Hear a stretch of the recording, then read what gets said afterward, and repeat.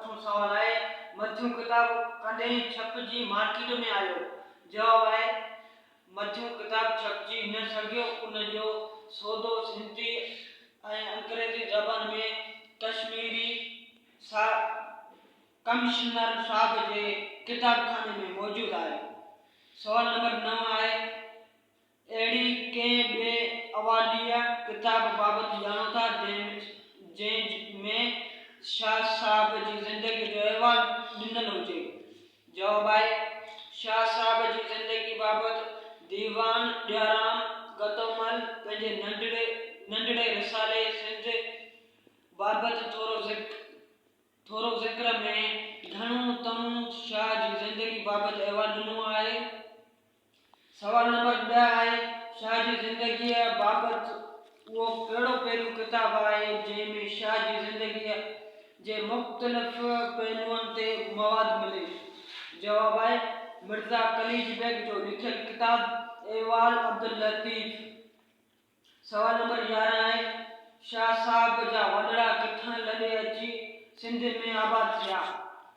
जवाब है शाह साहब जा आबाद ॾाढा हेरात मौजूदा अफगानिस्तान जे शहर मां लॾे अची सिंध में आबाद थिया। सवाल नंबर 12 है शाह साहब जे वॾड़नि मां कहिड़े बुज़ुर्ग जो अहवालु मालूम थी सघियो आहे। जवाब है सैयद मीर अली जो।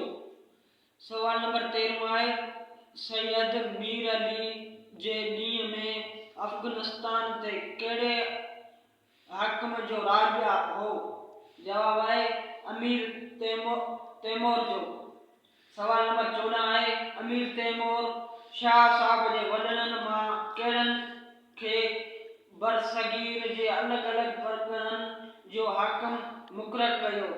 जवाब है अमीर तैमूर 1398 ईस्वी में शाह साहब जे ॾाॾनि मां सैयद मीर अली जे 6 पुटनि मां हिकु मीर अब्दुल बाक़ी खे अजमीरी जो हाकिम, ॿियो आहे मीर अब्दुल वाहिद खे मुल्तान जो हाकिम, टियों आहे मीर अब्दुल रज़ा खे बकर जो हाकिम, 4 आहे मीर अबू बकर खे सेवन जो हाकिम मुक़ररु कयो।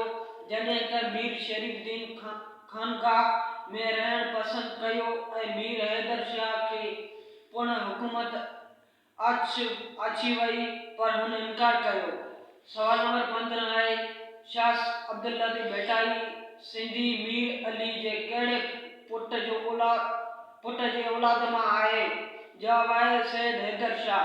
जी दोस्तों वीडियो पार्ट जीअं त तव्हांखे खोड़ सारा पार्ट शाह अब्दुल लतीफ़ भट्टाई जे हवाले सां मिलंदा इंशाअल्लाह लाइक कमेंट ज़रूर कंदा। तव्हां